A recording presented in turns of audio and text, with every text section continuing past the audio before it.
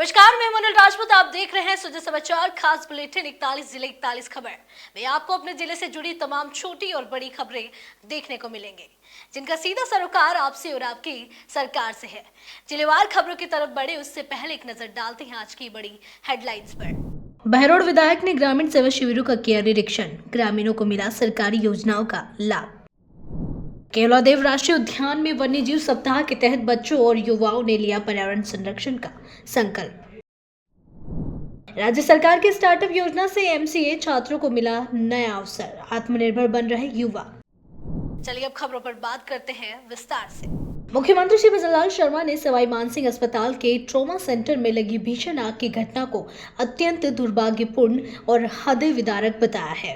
मुख्यमंत्री ने तुरंत घटनास्थल का निरीक्षण किया, राहत और बचाव कार्यों की निगरानी की और मृतकों के परिजनों से मिलकर उन्हें ढांढस बताया।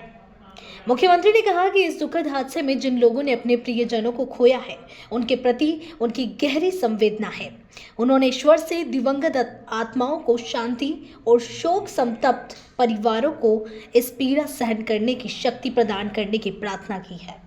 उन्होंने कहा कि राज्य सरकार संकट की इस घड़ी में प्रभावित परिवारों के साथ पूरी मजबूती से खड़ी है। राहत कार्यों को शीघ्र पूरा कराने, पीड़ितों को हर संभव सहायता उपलब्ध कराने और घायलों का समुचित उपचार सुनिश्चित करने के लिए संबंधित अधिकारियों को स्पष्ट निर्देश जारी कर दिए गए हैं। बहरोड विधायक डॉक्टर जसवंत यादव और जिला कलेक्टर श्रीमती प्रियंका गोस्वामी ने बहरोड के पहाड़ी और तसिंग गांव में आयोजित ग्रामीण सेवा शिविरों का निरीक्षण किया। उन्होंने विभिन्न विभागों के काउंटरों का जायजा लिया और ग्रामीणों की समस्याओं को ध्यान से सुनकर अधिकारियों को त्वरित समाधान के निर्देश दिए। विधायक डॉक्टर यादव ने कहा कि इन शिविरों के माध्यम से आमजन को केंद्र और राज्य सरकार की योजनाओं का सीधा लाभ मिल रहा है। उन्होंने लोगों से अपील की कि वे अपने आसपास के जरूरतमंद और गरीब लोगों को भी इन शिविरों तक लाएं ताकि वे भी सरकारी योजनाओं से जुड़ सकें। भरतपुर के विश्व प्रसिद्ध केवलादेव राष्ट्रीय उद्यान में वन्य जीव सप्ताह के अवसर पर 4 और 5 अक्टूबर को विभिन्न शैक्षिक, सांस्कृतिक और जन जागरूकता कार्यक्रमों का आयोजन किया गया। इन कार्यक्रमों में विद्यालयों के विद्यार्थी, शिक्षक, स्थानीय नागरिक, प्रकृति प्रेमी और सामाजिक संगठनों के सदस्य बड़ी संख्या में शामिल हुए। केवलादेव राष्ट्रीय उद्यान प्रबंधन ने बताया कि ऐसे आयोजन बच्चों और युवाओं में पर्यावरण संरक्षण की भावना को प्रोत्साहित करते हैं। प्रतियोगिताओं और रैली के माध्यम से यह संदेश दिया गया कि प्रकृति के साथ संतुलन बनाकर चलना ही स्थायी भविष्य की कुंजी है। मास्टर ऑफ कंप्यूटर एप्लीकेशन में पढ़ रहे छात्रों के लिए राज्य सरकार की नवाचार अनुदान योजना वरदान साबित हो रही है। इंजीनियरिंग कॉलेज बीकानेर के छात्रों के तकनीकी प्रोजेक्ट से प्रभावित होकर मुख्यमंत्री श्री भजनलाल शर्मा के निर्देश पर सरकार ने 3 लाख से लेकर 10 लाख रुपए तक की सहायता राशि प्रदान की है। इस सहायता से युवाओं को न केवल अपने प्रोजेक्ट्स को आगे बढ़ाने का मौका मिला है, बल्कि उन्होंने खुद का रोजगार भी शुरू कर लिया है। साथ ही ये युवा अब अन्य युवाओं को भी रोजगार से जोड़ रहे हैं, जिससे आत्मनिर्भरता की राह और मजबूत हो रही है। अभी रिसेंटली हमें government of Rajasthan, department of information and technology communication की तरफ से सीड फंडिंग ग्रांट मिली है, एंड जिसका उपयोग हम हमारे बिजनेस को प्रचार प्रसार करने के लिए एंड उसको रोज़गार प्रदान करने के लिए उसका उपयोग किया जाएगा। एंड उसी फंडिंग का साथ ही साथ हम अपने बिजनेस को एंड व्यापारियों को एक सुविधाजनक प्लेटफॉर्म प्रोवाइड करेंगे। इसके लिए मैं आई स्टार्ट प्रोग्राम से जुड़े Jaiveer sir and Gagan Bhatia sir का बहुत बहुत धन्यवाद करना चाहता हूँ। एंड साथ ही साथ हमारे मुख्यमंत्री श्री भजनलाल जी का भी बहुत बहुत धन्यवाद करना चाहता हूँ कि उन्होंने हमें एक ऐसी अपॉर्चुनिटी दी जिससे एक युवा अपने बिज़नेस को एंड अपने व्यापार को आगे बढ़ा सके। एंड साथ ही साथ मैं अपने college, engineering college of Bikaner के Ganesh sir and Rahul sir का भी धन्यवाद करना चाहता हूँ। उन्होंने मुझे इस प्रोग्राम से अवगत करवाया एंड मैं सभी मेंटर्स जो आई स्टार्ट के अंदर है, जिन्होंने मुझे गाइडेंस दी कैसे बिज़नेस को आगे बढ़ाना है, कैसे कस्टमर से कम्युनिकेट करना है एंड कैसे ऑपरेशंस किए जाते हैं, उनकी हमें सलाह दी। उसके लिए भी मैं बहुत बहुत धन्यवाद करना चाहता हूँ। एंड साथ ही साथ जो हमारा सॉफ्टवेयर है आईएटसेरा IT सर्विसेज का, हम एक प्लेटफॉर्म प्रोवाइड करते हैं जहाँ पे एक व्यापारी SMS, व्हाट्सएप एंड ईमेल से अपने बिज़नेस का प्रचार के साथ-साथ अपने ग्राहक को भी मैनेज कर सकता है। वो अपने सारे डेटा को एक यूनिफ़ाइड प्लेटफ़ॉर्म के अंदर मैनेज कर सकते हैं, जहाँ पे वो अपने कस्टमर को वापस अपने प्लान्स एंड ऑफ़र से अवगत करा पाएँ। एंड मैं साथ ही साथ जिनका भी नाम रह गया है, उन सबको धन्यवाद करना चाहता हूँ। उन्हीं की हेल्प से मैं आज इस मुकाम तक पहुँच पाया कि मेरे को सरकार द्वारा हेल्प मिली है। एंड धन्यवाद। आपको जो ग्रांट दी गई है, हुँ, हुँ। आप उसका उपयोग कैसे करेंगे, कहाँ करेंगे? हम हमारी ग्रांट का हमारे व्यापार एंड हमारे सॉफ्टवेयर को प्रचार-प्रसार के लिए उपयोग करेंगे एंड साथ ही साथ जो हमारी कंपनी के अंदर सेल्स एग्जीक्यूटिव्स एंड साथ ही साथ जो कंटेंट मैनेजमेंट के लिए जो पर्सन्स होते हैं, उनकी हायरिंग के लिए, रोज़गार प्रदान करने के लिए भी उनका उपयोग करेंगे। क्योंकि एक बिज़नेस को आगे बढ़ने के लिए एक अच्छी टीम की आवश्यकता बहुत ज़्यादा होती है, तो हम एक अच्छी टीम बिल्ड करेंगे हमारे उस पैसे के साथ एंड साथ ही साथ हम एक बड़े पार्टनर जियो हैप्टिक के साथ भी पार्टनरशिप की तरफ बढ़ रहे हैं एंड उसके लिए भी हमें कुछ फंड्स की रिक्वायरमेंट रहेगी एंड उस सर्विस के लिए भी हमें इस जो ग्रांट मिला है उसका उपयोग करेंगे। आपको जो ग्रांट मिली है हुँ। और इस तरह से अनेक युवाओं को ग्रांट मिलती है, हुँ। तो क्या ये राज्य सरकार का एक अच्छा प्रयास है? ये राज्य सरकार का एक बहुत अच्छा प्रयास है। इससे युवा को आगे बढ़ने और देश का आत्मनिर्भर बनाने के लिए बहुत ज़्यादा उपयोग हो सकता है एंड जैसे कि एक स्टूडेंट होता है, उसके पास उतना पैसा नहीं होता है एंड वो कॉलेज के अंदर अपना पैसा काफ़ी इन्वेस्ट करता है पढ़ाई के लिए। तो वहाँ पे वो एक बिज़नेस को स्टार्ट करने के बारे में सोच भी नहीं सकता। तो उसी जगह पे एक बिज़नेस को और बढ़ावा देने के लिए, रोज़गार और ज़्यादा उत्पन्न करने के लिए ये राज्य सरकार की एक बहुत अच्छी पहल है ताकि बच्चे आगे बढ़ पाएँ। हम आई स्टार्ट के अंदर रजिस्टर्ड हैं, जिसके अंदर अभी हमारे मुख्यमंत्री भजन लाल जी शर्मा द्वारा जो फंड ग्रांट का जो स्कीम चलाई जा रही है, जो डू आईटीसी डिपार्टमेंट के द्वारा हम लोगों को अभी ग्रांट मिली है, इसमें 2.4 लाख हमें ग्रांट दी गई है। आपने क्या स्टार्टअप किया है? हमारा जो स्टार्टअप है वो एजुकेशन प्लस टेक्नोलॉजी का है, जिसके अंदर हम जो भी पेपर वर्क होता है, हम पेपरलेस पूरा स्ट्रीमलाइन सिस्टम करना चाह रहे हैं स्कूल का, जिसके अंदर जो पेपर सारा रिमूव करके सब digital, because Modi ji and जो गवर्नमेंट है, राजस्थान गवर्नमेंट है, सब डिजिटल के ऊपर अभी फोकस कर रहे हैं। तो हम चाह रहे हैं कि एजुकेशन के अंदर भी जो मेजर जो चीज़ है, जो मेजर रोल रहेगा वो मैनेजमेंट का है। इससे बच्चों का डेवलपमेंट, टीचर का डेवलपमेंट एंड एजुकेशन का भी एक डेवलपमेंट का बहुत बड़ा रोल रहने वाला है डिजिटल के अंदर।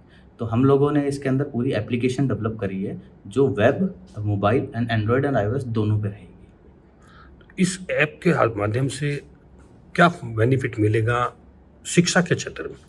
शिक्षा के क्षेत्र में ये बेनिफिट मिलेगा कि अभी जैसे बहुत लगभग टीचर का 30 to 40% जो टाइम है, वो टाइम पेपर वर्क के अंदर वेस्ट हो रहा है, बिकॉज वो एक ही काम को बार बार कर रहे हैं। तो हमने जो सिस्टम स्ट्रीमलाइन डेवलप किया है, उसके अंदर एक काम को एक बार किया, वो काम पूरे साल के लिए यूज़ आएगा। लाइक मार्क्स का अगर हम बात करें, तो एक बार मार्क्स एंटर कर दिए तो वो पूरे complete last green sheet marksheet तक कंप्लीट यूज़ आएंगे। प्लस हमारे जितने भी हमारे इसके अंदर इसके 23+ फीचर्स हैं जो बहुत बेनिफिशियल है, like attendance diary, marks complete, attendance से लेके लास्ट में year and marksheet and green sheet तक सब डिजिटली प्रिंट होगा। प्लस इसमें हम लोग एक ऐड ऑन ये कर रहे हैं कि जैसे जो बच्चे हैं स्कूलिंग के बच्चे, वो आई स्टार्ट के जैसे स्कूलिंग का प्रोग्राम जो चलता है या कुछ वो इनिशिएटिव या इनोवेटिव करना चाहते हैं, उनके पास कोई प्रोडक्ट का आइडिया है, तो वो हमारी एप्लीकेशन के अंदर पुट कर सकते हैं। तो हम उनको एक प्लेटफॉर्म प्रोवाइड करवाएंगे कि जहाँ पे वो अपना प्रोडक्ट को तैयार कर सके और गवर्नमेंट से डायरेक्ट उनका टाई अप हो सके। एंड हमने एक चीज़ ये, जैसे गवर्नमेंट फॉर एग्जांपल अब डिजिटल की ओर बढ़ रही है, तो गवर्नमेंट अगर मान लो अटेंडेंस ऑनलाइन करती है, नेक्स्ट जनरेशन मतलब लाइक बाद में स्कूल्स की, या कोई डेटा ऑनलाइन चाहिए, तो हमारा प्लेटफॉर्म रेडी टू यूज़ है कि गवर्नमेंट को वो data completely secure and safe तरीके से वो गवर्नमेंट को मिल जाए। हम डायरेक्ट गवर्नमेंट से लिंक कर सकते हैं इसको ईजीली। मतलब आपका उद्देश्य शिक्षा के क्षेत्र में सुधार के साथ सरकार की भी सहायता करना है? जी। नाम वो क्या बताएं? मेरा नाम ऐश्वर्य गौतम है। मैं फाउंडर एंड सीईओ हूँ जेलसार प्राइवेट लिमिटेड का। मेरा बैकग्राउंड, मैं 9 साल मेरा टेक एक्सपीरियंस है एंड 15 ईयर मेरा एजुकेशन के अंदर है। तो हम लोगों का इसमें ये कि एजुकेशन को क्वालिटी प्रोवाइड करना एंड एआई से रिगार्डिंग, जैसे अभी एआई लेटेस्ट में चल रहा है, तो हमने आउट ऑफ इंडिया से भी एडवाइजरी ली है इसके अंदर, ताकि हम एआई के अंदर और इनिशिएटिव ला सके और जो स्कूलिंग के बच्चे हैं या टीचर्स हैं उन लोगों को एक अपग्रेडेशन चीज़ दे सके ताकि वो उनका भी डेवलपमेंट हो सके। एंड इसमें जो रोज़गार है वो हम लगभग 50 to 100 लोगों का रोज़गार जनरेट करेंगे, जिसके अंदर उनका भी डेवलपमेंट होगा। राजस्थान पढ़ रहा है, राजस्थान बढ़ रहा है। आज टेक्नोलॉजी का युग है और टेक्नोलॉजी के युग में राज्य सरकार बेरोजगार युवाओं को रोजगार देने के लिए हर संभव प्रयास कर रहा है। राजस्थान में जो युवा हैं वो स्टार्टअप के लिए जाने जाते हैं, माने जाते हैं। आज के युवा जो एजुकेशन हासिल करके और एआई टेक्निक के माध्यम से भी कह सकते हैं या इंफॉर्मेशन टेक्नोलॉजी के माध्यम से कह सकते हैं कि विदेशों तक में जाकर काम कर रहे हैं और देश का नाम कर रहे हैं।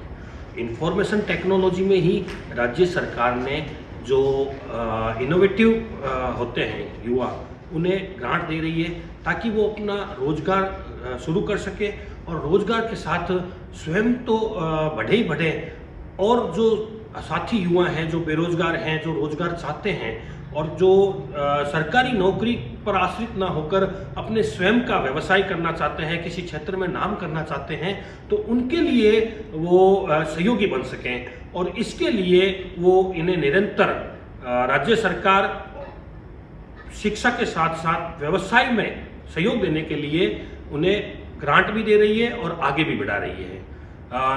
जाहिर सी बात है कि इससे युवाओं को रोजगार मिला है और युवा आगे बढ़ रहे हैं। और इसी के साथ जो नई खेप है वो कुछ हटकर, जैसे राजस्थान में कहा जाता है कि परंपरागत व्यवसाय ज़्यादा हैं, लेकिन अब उन व्यवसाय से भी हटकर नए इनोवेटिव कार्य करके और युवाओं को रोजगार दिया जा रहा है और राज्य के उत्थान में सहायक बनाया जा रहा है। मैं बीकानेर से सुजस राजस्थान के लिए नरेश मारू। डीग पंचायत समिति की ग्राम पंचायत कुचावटी स्थित राजीव गांधी सेवा केंद्र में जिला कलेक्टर की अध्यक्षता में रात्रि चौपाल का आयोजन किया गया। चौपाल में कलेक्टर ने ग्रामीणों से सीधे संवाद कर उनकी समस्याएं सुनी और संबंधित विभागों के अधिकारियों को मौके पर ही तत्काल समाधान के निर्देश दिए। राजस्थान सरकार द्वारा शहर चलो अभियान 2025 के अंतर्गत चल रहे सेवा पखवाड़ा में आयोजित शहरी और ग्रामीण सेवा शिविरों का जिला कलेक्टर श्री लोक बंधु ने औचक निरीक्षण किया। जिला कलेक्टर ने सबसे पहले पारा गांव में आयोजित ग्रामीण सेवा शिविर का निरीक्षण किया। जिला कलेक्टर श्री लोक बंधु ने बताया कि राज्य सरकार की मंशा के अनुसार प्रत्येक विभाग को उनके कार्यों के अनुसार लक्ष्य निर्धारित किए गए हैं और 100% लक्ष्य प्राप्ति के प्रयास किए जा रहे हैं। उन्होंने अधिकारियों को निर्देश दिया कि सेवा शिविरों में आने वाले प्रत्येक व्यक्ति को योजनाओं का पूरा लाभ सुनिश्चित रूप से मिले ताकि सेवा पखवाड़ा आमजन के जीवन में वास्तविक बदलाव लाने का माध्यम बन सके। जो राज्य सरकार की मंशा है कि जो भी राज्य सरकार की स्कीम्स हैं और जो भी हमने इस कैंप में राज्य सरकार ने निर्धारित किए हैं, जो कार्य किए जाने हैं, जो सर्विसेज प्रोवाइड की जानी है, चाहे पट्टा हो, चाहे म्यूटेशन हो, चाहे विभाजन हो, चाहे मेडिकल हेल्थ के हमारे विभिन्न स्कीम्स हैं, हर डिपार्टमेंट की अलग अलग जो स्कीम्स हैं, जो कार्य निर्धारण है, उसमें हम इसी अप्रोच पे काम कर रहे हैं कि अजमेर ज़िले में 100% हम जो हमारा टारगेट है उसको अचीव करें। निश्चित तौर पर कुछ टेक्निकल इश्यूज़ की वजह से या व्यक्ति बाहर होने की वजह से कुछ केसेस अटके हैं, बट उनको भी हम एक एक करके टारगेट कर रहे हैं और हर विभाग का कार्य निर्धारण किया गया है, उनका टारगेट का निर्धारण किया गया है और उसमें क्या अचीवमेंट उन्होंने प्री कैंप में की, आज क्या की और फॉलोअप कैंप में क्या करेंगे, इसको लेकर विशेष निर्देश दिए हैं। केकड़ी नगर पालिका में भी पट्टे अधिक से अधिक जारी हो, लोगों के लंबित कार्य हों, उसके लिए अभी हमने चार्ज भी SDM केकड़ी को दिया है और ये सुनिश्चित करेंगे कि आम जन को राज्य सरकार की मंशा के अनुरूप ही लाभ मिले। नावा स्थित PM श्री राजकीय उच्च माध्यमिक विद्यालय में रविवार को आयोजित समारोह में राजस्थान सरकार के राजस्व राज्य मंत्री श्री विजय सिंह चौधरी ने पुस्तकालय भवन का शिलान्यास किया। यह पुस्तकालय भामाशाह श्री राजेश गोयल द्वारा लगभग 20 लाख रुपए की लागत से बनाया जा रहा है। कार्यक्रम को संबोधित करते हुए मंत्री श्री विजय सिंह चौधरी ने कहा कि राजकीय विद्यालयों के विकास में समाज के भामाशाहों की भूमिका अत्यंत महत्वपूर्ण है। उन्होंने कहा कि जब समाज शिक्षा के उत्थान में सहयोग करता है तो विद्यार्थियों को बेहतर सुविधाएं मिलती है और शिक्षा की गुणवत्ता भी बढ़ती है। भजनलाल सरकार ने एक बार फिर किसानों के प्रति अपनी संवेदनशीलता और प्रतिबद्धता दिखाई है। डिडवाना कुचामन जिले में पिछले 4 दिनों में हुई भारी बारिश से खरीफ की फसलों को हुए नुकसान को देखते हुए सरकार ने तुरंत फसल खराबे के आकलन के निर्देश जारी किए हैं। मुख्यमंत्री श्री भजनलाल शर्मा के नेतृत्व में किसानों के हितों को सर्वोच्च प्राथमिकता देते हुए प्रशासन को राहत कार्यों में तेजी लाने के आदेश दिए गए हैं। मुख्यमंत्री के निर्देशों पर जिला कलेक्टर डॉक्टर महेंद्र खड़गावत ने त्वरित कार्रवाई करते हुए सभी राजस्व अधिकारियों, उपखंड अधिकारियों और तहसीलदारों को निर्देश दिया कि वे खेतों में जाकर फसलों का निरीक्षण करें, नुकसान का आकलन करें और गिरदावरी रिपोर्ट शीघ्र तैयार करें। पिछले 3-4 दिन से लगातार जो बारिश हुई है उससे किसानों की फसलों को भारी नुकसान पहुंचा है। क्योंकि गिरदावरी का काम जिले में चल रहा है और 90% से ज्यादा गिरदावरी हम पूरी कर चुके हैं, लेकिन सभी एसडीएम और तहसीलदार और गिरदावर और पटवारियों को ये कहा गया है कि जो 3-4 दिन में खराबा हुआ है उसको भी गिरदावरी में उसकी गिरदावरी वापस करें और उसको जो गिरदावरी चल रही है उसमें सम्मिलित करें। तो जो भी नुकसान हुआ है, तो राज्य सरकार जितना भी इनको मुआवजा देगी, हम चाहते हैं कि जल्दी से जल्दी वो मुआवजा किसानों तक पहुंच जाए ताकि जो नुकसान हुआ है उसकी भरपाई हो सके और वो अगली फसल के लिए तैयारी कर सके। एक्चुअली अभी 3-4 दिन अगर बारिश नहीं आती तो शायद रिकॉर्ड फसल होती जिले के अंदर, लेकिन इस 3-4 दिन की बारिश ने जो भी सब फसल थी उसके ऊपर पानी फेर दिया है। किसानों को काफी, कईयों ने फसल कटिंग करके रखी थी उनको भी नुकसान हुआ है, जिन्होंने कटिंग कर रहे थे उनको भी नुकसान हुआ है और बड़े स्तर पर जो नुकसान हुआ है तो राज्य सरकार इसकी भरपाई करेगी और जो भी अगली फसल है उसमें किसानों को अपनी पूरी ताकत के साथ उस फसल को वो बो सके, इसके लिए मुआवजा राशि जो है वो उचित समय के ऊपर निर्धारित टाइम में गिरदावरी को पूरा करके दिलाया। मैं टिरोना जिला कलेक्टर को धन्यवाद देता हूं कि उन्होंने समय पर या तुरंत प्रभाव से आज से 4 रोज पूर्व जब बारिश हुई थी उस समय आपके सहयोग से खबर लगाई गई और अवगत करवाया गया और उसके तुरंत संज्ञान लिया कलेक्टर साहब ने। इसके लिए मैं उनका तहे दिल से आभार और धन्यवाद भी ज्ञापित करता हूं। पर साथ साथ ये भी उन्हें अवगत करवाना चाहता हूं कि वो अपने आला अधिकारियों को समय पर मॉनिटरिंग करें और उस जो कार्य जो उन्होंने सौंपा गया है उसको प्रभावी रूप से किस प्रकार से सुचारू और व्यवस्थित किसानों को राहत प्रदान करने के लिए वो क्या कार्य कर रहे हैं या नहीं कर रहे हैं उसकी मॉनिटरिंग करनी अति आवश्यक है। और सभी अधिकारियों से भी मेरा निवेदन है कि वो सभी किसान वर्ग से ही आते हैं, कहीं न कहीं उनका परिवार किसान से जुड़ा हुआ है, इसलिए उन्होंने किसान को प्राथमिकता देते हुए सारे कार्य छोड़कर सबसे पहले किसानों की सूध लेनी चाहिए। और जो हालात अभी वर्तमान में पिछले 4 रोज से लगातार बारिश हो रही है डीरवाना जिले के संपूर्ण क्षेत्र में, तो ये आज बड़ी दुर्भाग्य की बात है कि किसान हाल बेहाल है और समय पर किसानों को आपदा राहत घोषित कर किसानों को राहत पहुंचाएं, जिससे प्रत्येक किसान को राहत पहुंचे। क्योंकि जब ये गिरदावरी करवाकर क्रॉप कटिंग के तहत जब राहत पहुंचाने की बात करते हैं तो मात्र क्रॉप कटिंग सिर्फ उन किसानों को फायदा होगा जिनसे सिर्फ बीमा हो रखा है और बीमा मात्र 10% किसानों को 10% किसानों का ही बीमा है, 90% किसान बीमे से भी वंचित है। और जो बीमा किया गया है उन्होंने भी सरकार ने अब की बार बहुत बड़ा घपला नजर आ रहा है, जहां मूंग का किसी भी बैंक से नहीं के बराबर मूंग का बीमा किया गया। ये भी एक बड़ी कल संज्ञान में आई है बात कि जो भी बैंक हैं उनमें मूंग का बीमा ही नहीं किया गया, गुवार बाजरा या मोट का कर दिया। जहाँ मोट नहीं के बराबर बातें हैं वहां जहाँ खेतों में उनके अनाज बता रहे हैं कि मोट बाद ये 50-50 बीघे में या 10-10 20-20 बीघे में, जहाँ 1 बीघे में भी मोट नहीं पाया गया है, तो बैंकों में भी बड़ा घोटाला नजर आ रहा है। तो समय रहते सरकार को इस ओर भी ध्यान देना चाहिए कि किस वजह से जब किसान ने अपनी फसल हर बार मूंग बोता है तो उसके मूंग की फसल नहीं बुआई दिखाई गई है बैंकों के अंदर, उनको भी समय रहते संभल करें और जल्दी से जल्दी किसानों को ये मौका निरीक्षण करवाकर कलेक्टर साहब को मैं ये करवाना चाहता हूं कि उनका समय पर आपदा घोषित करवाएं ताकि किसान को समय पर राहत मिले और वो अपने बच्चों का लालन पालन पोषण अच्छी प्रकार से कर सके और वो अपना भविष्य सुचारू रूप से चला सके, वरना इनका हालात बुरी स्थिति है। सबसे पहले तो मीडिया प्रभारियों का हार्दिक स्वागत और अभिनंदन जो कि हमारे किसानों के सुध लेने के लिए खेतों में पधारे, और कलेक्टर साहब को भी धन्यवाद कि किसानों के इस फसल खराबे के मुद्दे पर तुरंत इस मुद्दे के लिए कानून के जरिए बताया कि अधिकारियों को तुरंत खेतों में जाकर फसल खराबे का जायजा ले और तुरंत इसको अमली जामा पहनाए। 3-4 दिनों से जो लगातार बारिश हो रही है दिन और रात, जिसके कारण ये फसलें पूरी तरह से चौपट हो गई है और मूंग जो फलियों के अंदर ही खराब भी हो गए और उग भी गए हैं। मूंग में अंकुर आ गया, जिसके कारण ये खाद की टाइप बन गया है। नहीं तो इसका चारा पशुओं के लिए काम आएगा, और इसमें जो थ्रेशर मशीन से जो इसको मूंग को निकाला जाएगा तो और उसमें पूरी तरह से ये फूट कर खराब हो जाएगा मूंग।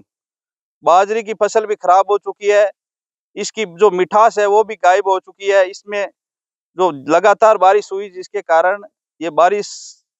कारण बाजरा खराब हो गया, मूंग की फसल 80% से ज्यादा खराब हो गई।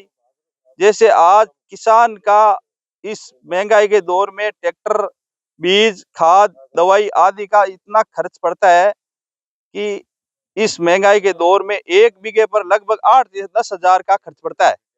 बीज भाड़ा, ट्रैक्टर का, खाद, बीज, टोटल जो अपन किसान जो मेहनत करता है उसके अलावा 10,000 रुपये 1 बीघा पर खर्च पड़ता है, जिसकी भरपाई करना बहुत ही बेमुश्किल है। सरकार समय रहते कुछ इस पर किसानों को मुआवजा दे, ताकि इसकी जो रीढ़ की हड्डी है वो न टूटे किसान की, और संबल प्रदान हो सके किसान को।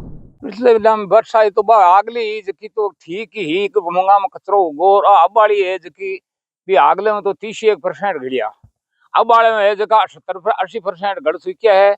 हम की किसान के उबरे को एरी को सरकार है जकी ने निर्णय कर ही तो इन किसाना ने खेतरिया जगह छोड़ना पड़ी।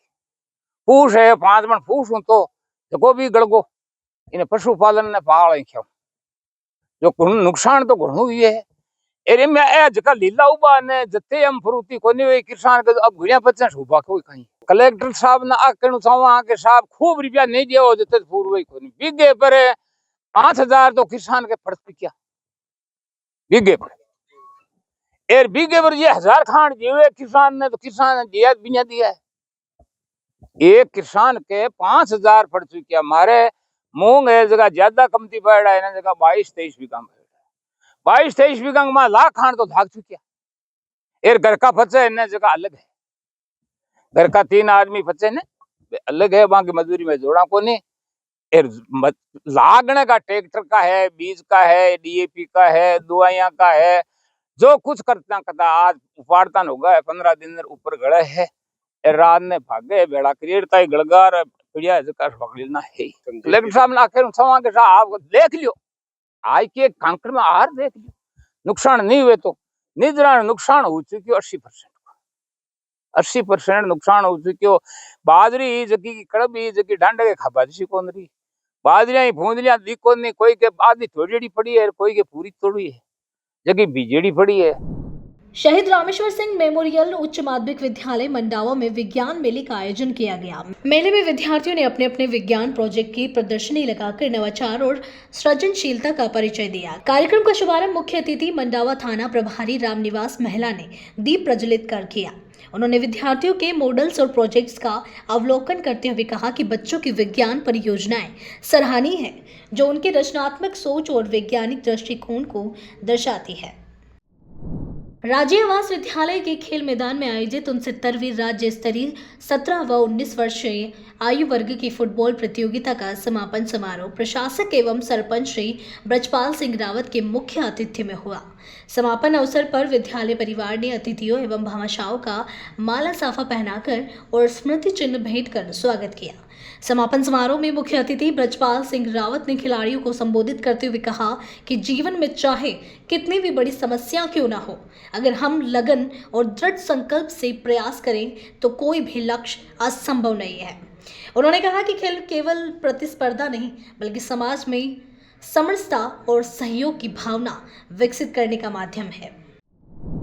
टिब्बी कस्बे स्थित प्रजापिता ब्रह्मा कुमारी ईश्वरीय विश्वविद्यालय में विश्व शिक्षक दिवस बड़े हर्षोल्लास से मनाया गया।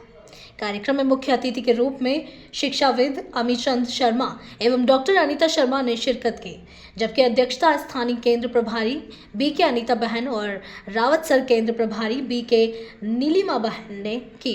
केंद्र प्रभारी बीके अनीता बहन ने शिक्षकों को जीवन का दीपक बताते हुए कहा कि विश्व शिक्षक दिवस की शुरुआत वर्ष 1994 में हुई थी, ताकि शिक्षकों की भूमिका और महत्व को वैश्विक स्तर पर मान्यता दी जा सके।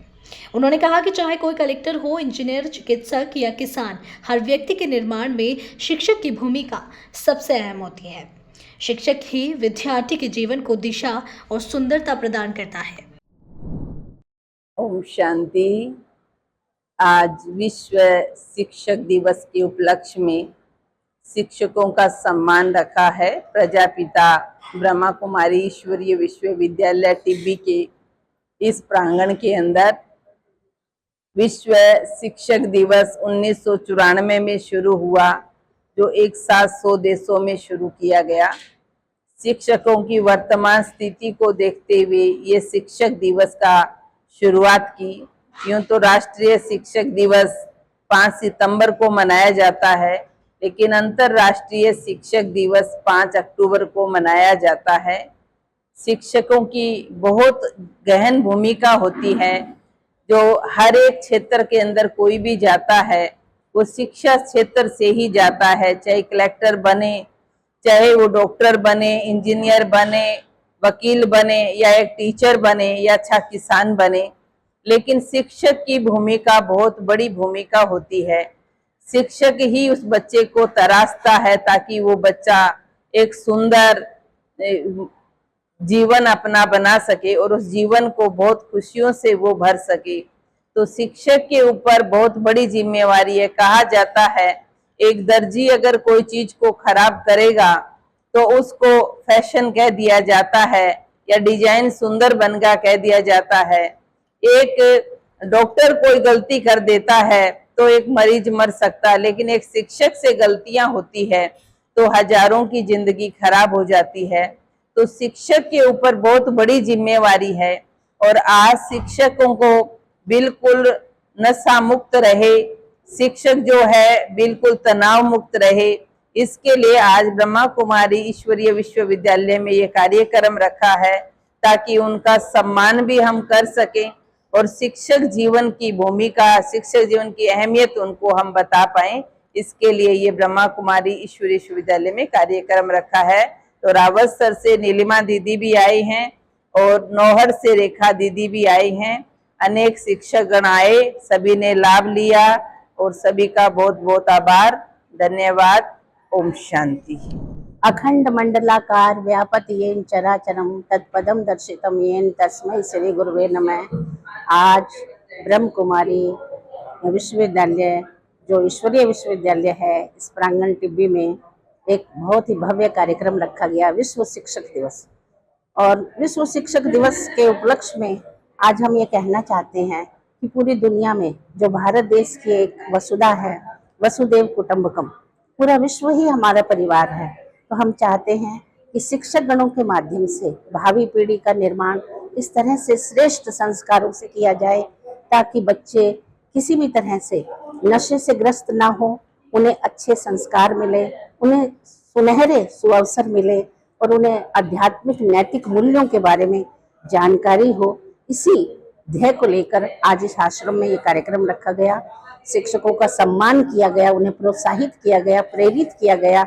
और उसका मूल कारण यही है कि हम परिवार के प्रति, समाज के प्रति, राष्ट्र के प्रति समर्पित भाव से, कर्तव्यनिष्ठ भाव से अपने दायित्वों का पूर्ति कर सके और भावी भविष्य का उज्जवल निर्माण कर सके। जय हिंद, जय भारत। आज 5 अक्टूबर को हम सभी यहाँ एकत्रित हुए हैं ईश्वरीय विश्वविद्यालय टिब्बी में, ओम शांति सेंटर में। यहाँ सभी भाई बहनों को आमंत्रित किया गया था, शिक्षकों को, जिसमें बहुत सारे बहन भाई यहाँ एकत्रित हुए हैं। और इस कार्यक्रम का यही मकसद था कि मानसिक जो शांति है वो हमें आज के टाइम में नहीं मिल पा रही है। उस शांति की तलाश में हम भटकते रहते हैं, लेकिन आध्यात्मिकता से जुड़ के हम अपनी मानसिक शांति को पा सकते हैं। और ये ईश्वरीय विश्वविद्यालय से अगर हम जुड़ते हैं, मुझे 2 साल हो गए ईश्वरीय विश्वविद्यालय टिब्बी सेंटर से जुड़े हुए, और वास्तव में मैंने ये अनुभव किया है कि आध्यात्मिक शांति जो हमें परम पिता परमात्मा से जुड़ के मिलती है, उसके बाद हमारा जो कार्य का अनुभव है वो हमें वाकई में सुख शांति प्रदान करता है और हम अपने लेवल को और भी ऊपर लेके जा सकते हैं।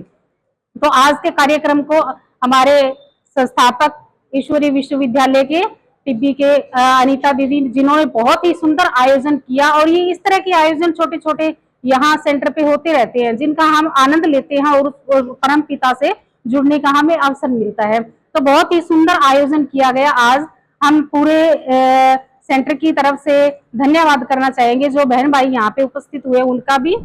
आज ब्रह्म कुमारी ईश्वरीय विश्वविद्यालय में अंतर्राष्ट्रीय शिक्षक सम्मान समारोह का आयोजन किया गया, जिसमें 35 शिक्षाविदों ने भाग लिया, जिन्हें बहन अनीता देवी और नीलिमा दीदी ने सम्मानित किया।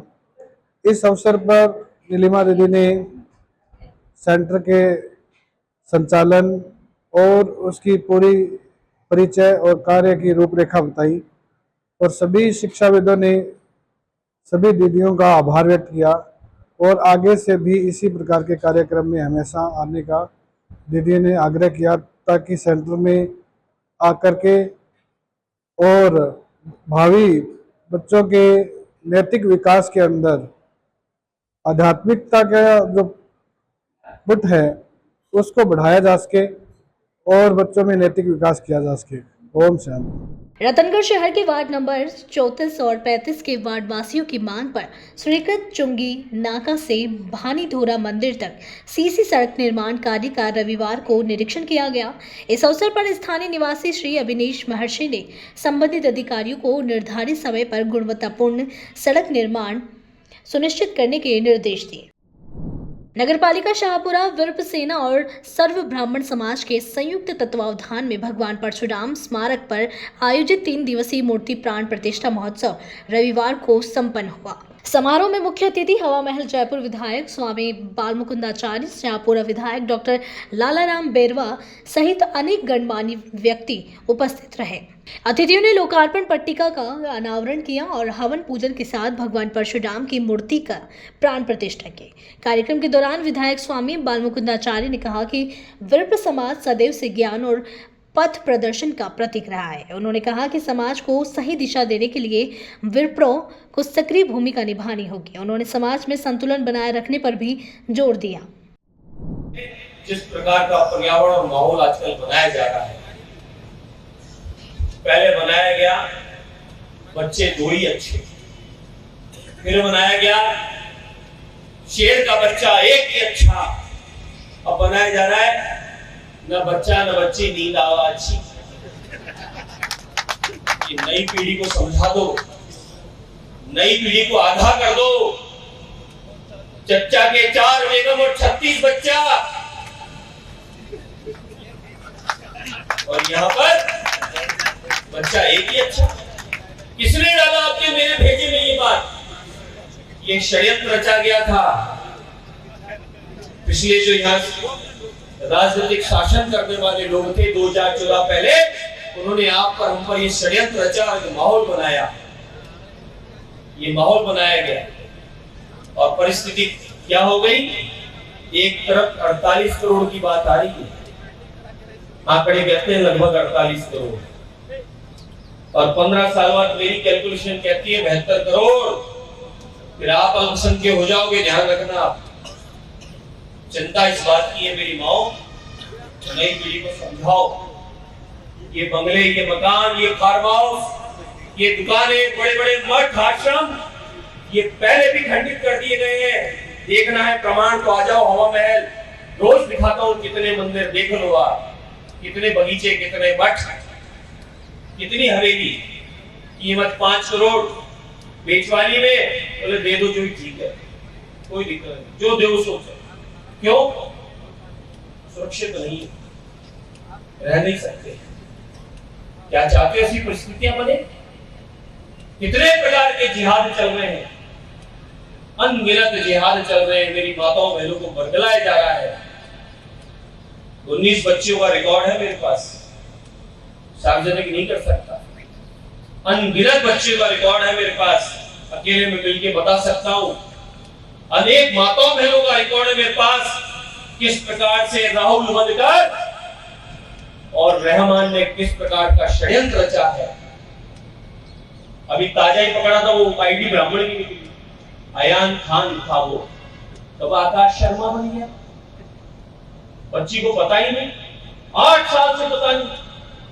अनगिनत इस प्रकार के षड्यंत्र चल रहे हैं। जिला कलेक्टर श्री जसमीत सिंह संधू की अध्यक्षता में कलेक्ट्रेट सभागार में साप्ताहिक समीक्षा बैठक आयोजित की गई। बैठक में कलेक्टर ने संपर्क पोर्टल पर दर्ज लंबित प्रकरणों की विभागवार बारीकी से समीक्षा की। उन्होंने निर्देश दिए कि जिन विभागों में प्रकरण अधिक लंबित है उनके अधिकारी शीघ्र और प्रभावी निस्तारण सुनिश्चित करें। जिला कलेक्टर संधू ने कहा कि निस्तारण रिपोर्ट के साथ परिवादियों से संबंधित फोटो, वीडियो और अन्य आवश्यक दस्तावेज संलग्न किए जाएं ताकि समाधान में पारदर्शिता बनी रहे और संतुष्टि स्तर बेहतर हो। सुमेरपुर थाना परिसर में जिला पुलिस अधीक्षक श्री आदर्श सिद्धू के सानिध्य में जन सुनवाई एवं CLG बैठक आयोजित की गई। बैठक से पूर्व सुमेरपुर सिटी पुलिस थाने में पुलिस जवानों ने SP श्री आदर्श सिद्धू का गार्ड ऑफ ऑनर देकर स्वागत किया। बैठक का मुख्य फोकस यातायात व्यवस्था पर रहा। नागरिकों ने सुमेरपुर शहर में बढ़ती ट्रैफिक समस्या, सड़कों पर अतिक्रमण और रोड सुरक्षा से जुड़ी समस्याओं को उठाया। इसके अलावा MD ड्रग्स और अवैध बजरी खनन जैसे मुद्दों पर भी चर्चा हुई। CLG सदस्यों ने SP से खुलकर सवाल जवाब किए। ऑफिस सुमेरपुर, पुलिस थाना सुमेरपुर का निरीक्षण किया गया। पुलिस थाना सुमेरपुर पर CLG मेंबरान के साथ CLG मीटिंग ली गई। एक जन सुनवाई वृत्त सुमेरपुर की एक जन सुनवाई की गई जिसमें जनता की जो कुछ मुद्दे थे उनको सुना गया, जिसके पेंडिंग केसेस थे उनको मॉनिटर सुपरवाइज किया गया है और एक थाने का इंस्पेक्शन भी किया गया है।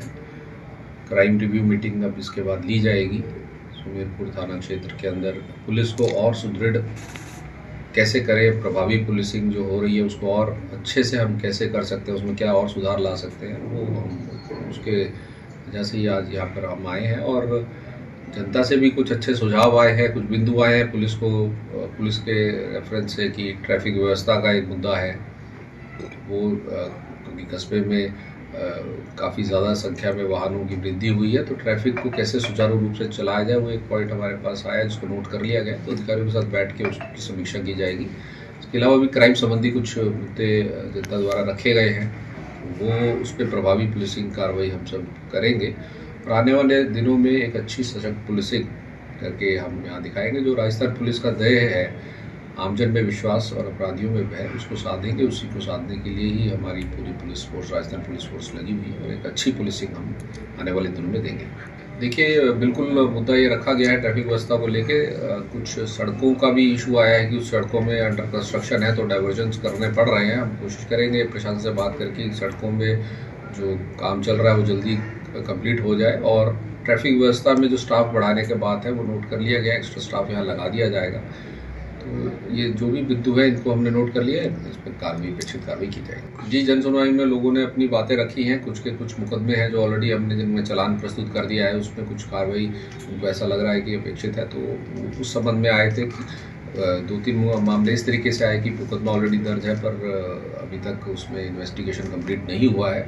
तो वो सब हमने नोट कर लिए हैं और जल्दी ही उस पर जो अपेक्षित कार्रवाई है उसको कंप्लीट करेंगे ताकि जनता को रिलीफ मिले और टाइम से न्याय मिले। आम जनता को क्या संदेश देंगे? आम जनता को यही संदेश देंगे, पुलिस आप ही के लिए है और हम आपकी सेवा में तत्पर हैं। आप पुलिस का सहयोग करें, हमारे को सही सूचना टाइम से दें, हम तत्परता से उस पर जो भी अपेक्षित कार्रवाई है हम वचन देते हैं, हम उस पर करेंगे और आपसे जुड़ के एक अच्छी समाज के प्रति जो पुलिसिंग करनी है वो हम आगे आने वाले दिनों में करेंगे। और जो क्राइम्स के लिए हमारे को जो कदम उठाने हैं, चाहे वो अवैध NDPS, नशे के खिलाफ जो अपने को अभियान छेड़ना है या अन्य कोई जो बदमाशी तत्व है, हिस्ट्री शीटर है, गैंगस्टर्स है, कोई एक्टिव ऑपरेट कर रहे हैं, उनके खिलाफ जो हमारे को प्रभावी कार्रवाई करनी है वो जरूर हम अपने स्तर पे करेंगे। प्रधानमंत्री श्री नरेंद्र मोदी के निर्देशन में भारतीय रेलवे में यात्री सुविधाओं में सुधार लगातार किया जा रहा है। इसी दिशा में जोधपुर मंडल के लूनी जंक्शन स्टेशन के प्लेटफॉर्म संख्या 1 का सुधार कार्य शुरू किया गया है। लूनी स्टेशन के प्लेटफॉर्म 1 पर अत्यधिक झाड़ियां और डमरीकरण टूटने के कारण रेलवे अधिकारियों ने निरीक्षण कर प्लेटफॉर्म की स्थिति और सुविधाओं के अभाव पर एक रिपोर्ट तैयार की।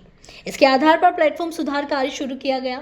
रेलवे अधिकारियों का कहना है कि यह पहल यात्रियों के अनुभव को बेहतर बनाने और स्टेशन पर आधुनिक सुविधाओं के विस्तार की दिशा में एक महत्वपूर्ण कदम है।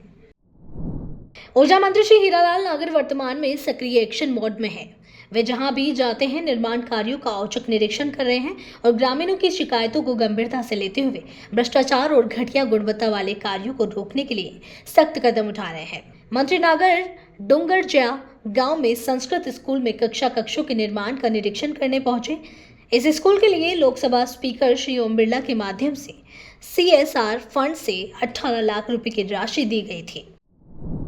आज जो डोंगरजिया स्कूल का भी निरीक्षण किया है, संस्कृत विद्यालय है और सीनियर विद्यालय है।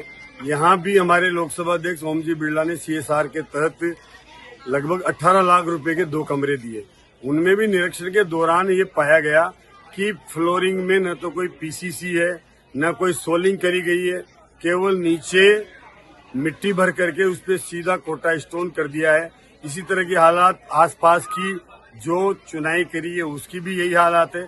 पूरा बरसात के समय ये जो छत और पूरी चोरी है, तो ये निश्चित रूप से जिन्होंने भी पंचायत समिति के माध्यम से ये काम हुआ है, इसमें भी जो दोषी होंगे उनकी जांच के लिए मैंने CO जिला परिषद को कहा है कि ऐसी टीम बनाए जो PWD और अन्य विभागों के अभियंता हों और वो जांच करे। जो कमियां पाई गई तो उन सभी अभियंताओं को दोषी पाया जाए, उनको सस्पेंड भी किया जाएगा और जो ठेकेदार जिसने ये घटिया काम किया है उसकी संपत्ति कुड़क करके उससे वसूली करने के लिए निर्देश देंगे। 41 जिले 41 खबर बुलेटिन में आज के लिए इतना ही। फिर मिलेंगे नई खबरों के साथ। तब तक के लिए देखते रहिए सुजय समाचार। हमारे चैनल को लाइक, सब्सक्राइब और शेयर करना ना भूलें। धन्यवाद।